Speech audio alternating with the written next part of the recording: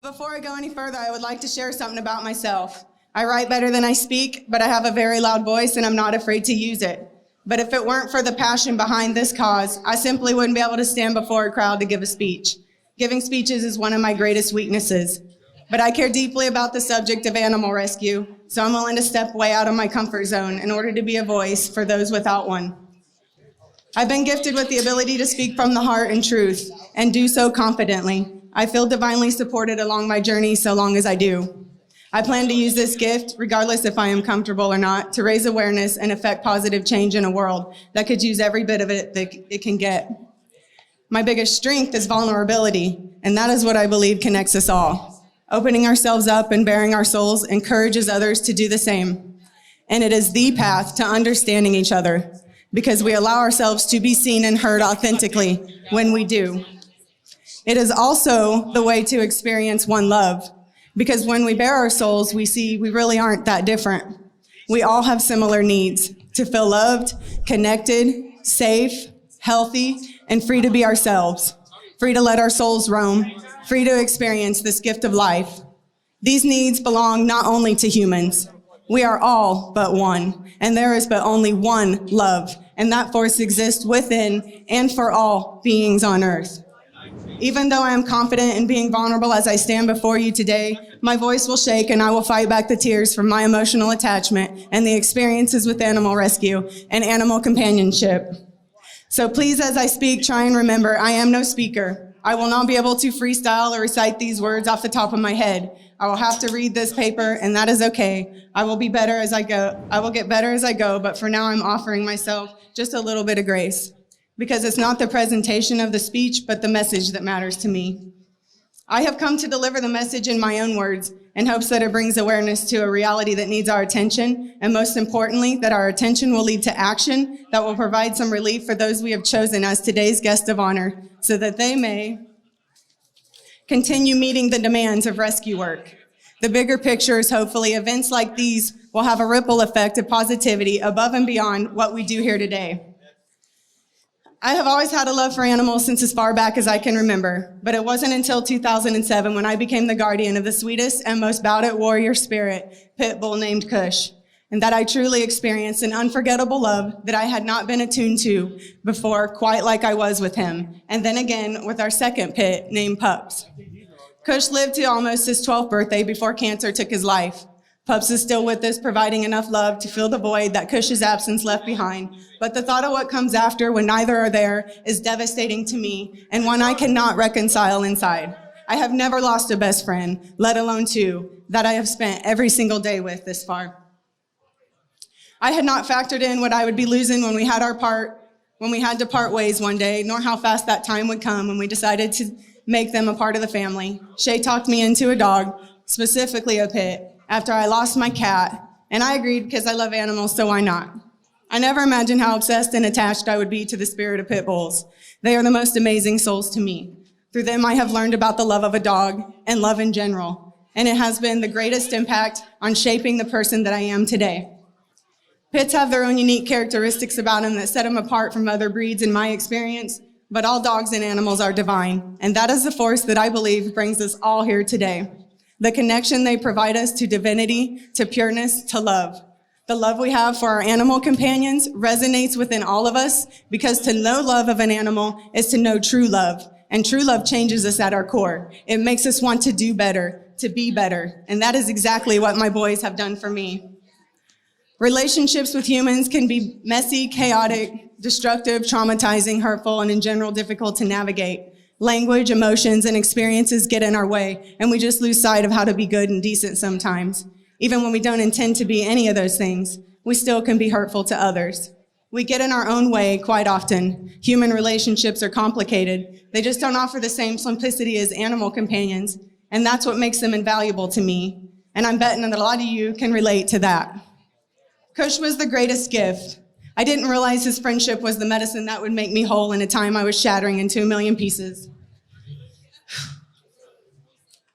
My mother was dying from cancer at that time, and I was slipping further into the depths of despair and hopelessness. But he gave me a reason to wake up each morning with joy in my heart, when nothing and no one else could. Everything was falling apart. I mean, everything, including my relationship with Shay. But he gave us an outlet to focus nothing but love on, and we needed that desperately. When I looked at him, there was not 1 ounce of pain, suffering, or heartache reflecting back at me until he became sick. Just bliss, as if he were therapeutic in nature. His spirit kept mine from going deep and dark. He kept life light and simple, full of fun and adventure. He came to get me through, and he did just that. Our very first day with him, Shay held him in his arms and made a promise to himself that he was done smoking cigarettes. Ever since that day, 15 years ago, he's never looked back. He was freed of that addiction. I can't explain the effect his energy had, but he was healing. Even my mom wanted to keep him or get one just like him, even though she had no energy to keep up in life anymore. She wasn't really into animals like that per se, but she really loved him and felt pulled to him. I am sure he brought her peace and comfort and made her heart smile too, just as he did everyone else he knew. He was my happy place when life got hard. The very essence of his being was comfort. He was pure energy, full of excitement for life. The smile on his face could melt all worries away and light up the room. His wacky, wild ways would keep laughter alive. To love him and to be loved by him was to experience unconditional love, loyalty, forgiveness, and living in the present moment. He was our best friend and a healing being. I will never forget how many people came by to say their goodbyes in his final days. He was surely loved and touched the lives of many. We brought Pups into our home because I thought Kush needed a friend, another dog to feel understood and not so alone, someone to be there with him when we traveled or away from home. In hindsight, I should have known, but Kush didn't want a buddy. He was territorial and we were his people, and that was enough for him. If only my younger self would have recognized that pits can be pretty happy with their people and don't necessarily need other dogs to be fulfilled. None of us would have had to go through 8 years of keeping them separated because they would fight for dominance, and to the death if allowed.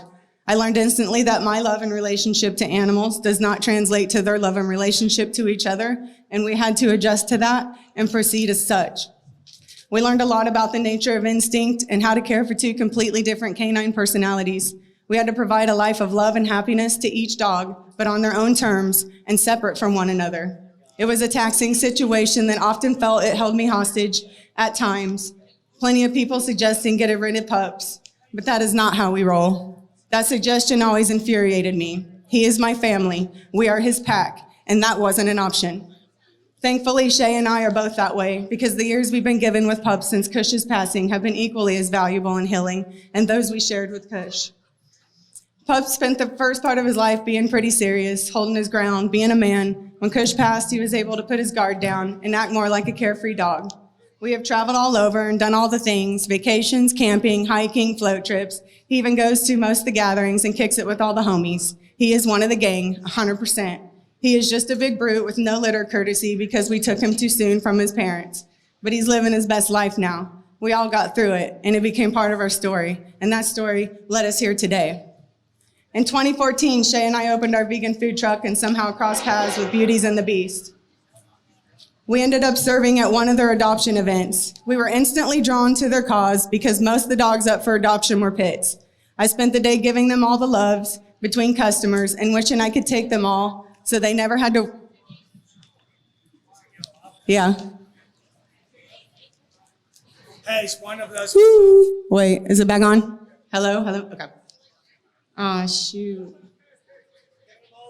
Okay. In 2014, Shay and I opened our vegan food truck and somehow crossed paths with Beauties and Beasts. We ended up serving at one of their adoption events. We were instantly drawn to their cause because most of the dogs up for adoption were pits. I spent the day giving them all the love between customers and wishing I could take them all in so they never had to worry another day in their lives. Beauties educated us to the fact that they are an 11th hour rescue, and the dogs I had been loving on had been hours from their death. Perfectly happy and healthy dogs that reminded me of my very own boys, going to be disposed of if not for the rescue efforts of people who still seen value in their lives and were willing to work tirelessly to get them to safety and find them a home. Dogs and cats that up till then had provided the same love, loyalty, and dedication to someone else that our animal companions have provided us. I could not stomach the truth of what unfolded once our attention was on rescue. I had no idea how many dogs and cats are put down every day because the shelters are full with too many animals. each with their own story as to how they got there. Pit bulls being the number one abused breed and the highest number of youth cases. Their stories and their truths make eyes turn away because they can't handle the pain of their reality. But those who choose rescue know that in order to help them, you have to see them. And so they have their own stories of heartbreak and devastation as witnesses of some very unfortunate circumstances and atrocities committed against animals by humans. A more in-depth look into rescue shows stories of hoarding, animals crammed into spaces with very little to no care, dogs left chained to starve and freeze to death, no water, no food, no shelter or protection from the elements. Day in and day out, their lives are nothing but stress with nowhere to go. Others put in cages with the same lack of care provided, no choice but to try and chew through the metal bars that keep them prisoners. Typically, their teeth have been worn down to nothing. Dog fighting rings, bait dogs, severe neglect and physical beatings, some shot and left for dead, some even multiple times. Dogs driven out to the country or just dropped off on the side of the road and left. Some wait for their families right where they left them, only they never return. Some people just can't afford to care for their pets, so they drop them off thinking someone else will, if only they knew the stats on their decision. Litters of puppies and kittens disposed of like last night's garbage. Some pets did experience a life of love until their guardian passed away and no one took the time to find a solution or safe space for them to go, so they dropped them off to become someone else's problem. All too often you hear that it's because they had a baby or had to move or got a new job, just don't have the time, don't know how to do training, and on, overbreeding and puppy mills in the name of profit. And one of the stories that breaks my heart the most is simply because they grow old. A senior dog or cat that had known a life of having a family just one day gets dumped and left behind. Maybe they couldn't walk as good or see as far or hear as well. Maybe they even had a tumor or some disease that the family just didn't want to deal with. So now they sit confused, alone, and scared. Their bodies weak and their hearts broken, unsure of their fate. The comfort of their home, now a memory that's been replaced by bars and cold floors. Sounds of other confused and scared animals, the smell of death and fear in the air and feces all over the cages. This is their new reality, shelter life. And the only ones who escape do so because of rescues like Beauty and Beast and Always and Forever. Removing the animals from the shelter is just the first step. Healing their minds, bodies, and souls from the traumas they have suffered and providing proper care is the next, so that they can go on to another home. Followed by finding a foster or someone to adopt them that will not let them down again so that they may enjoy what remains of their lives. Each one of these steps requires ample amounts of time, focus, resources, money, and labor. The costs that are accrued to tackle the challenge of rescue is astronomical. Vet bills alone would stop most in their tracks, but add to that supplies, food, water, medicines, toys, blankets, collars, kennels, housing, transport, vehicles, travel costs, and they do it only through the generosity of people in the community, such as yourselves. As a nonprofit, fundraising is what makes it all possible, and that alone is a job in and of itself. Rescue takes a village, but the reality are most are doing it on much less help and assistance at that. I am convinced that those who have the strength to show up every day for the cause do so because they too have experienced the unconditional love of a pet. And the thought of them hurt, hopeless, and alone is just too much to bear. So they are powered by empathy to show up for them every day to make a difference in their lives, even if just for one. Someday I hope not only to rescue, but help address and problem solve the issue of overcrowded shelters through legislation, education, and proactive measures. As with anything, prevention is key. We have to stop the abuse and neglect of animals by healing the human psyche that causes it. Until then, I have not looked away from the animals in need since I have found out about their plight. I do not have the means at this time to rescue, but I do have the education to assist, or the dedication to assist, in all the ways possible to help those who do. This cause means the world to us. Knowing that animals who bring us so much joy, healing, love, laughter, and loyalty are being imprisoned and killed for unacceptable reasons is devastating and soul-crushing.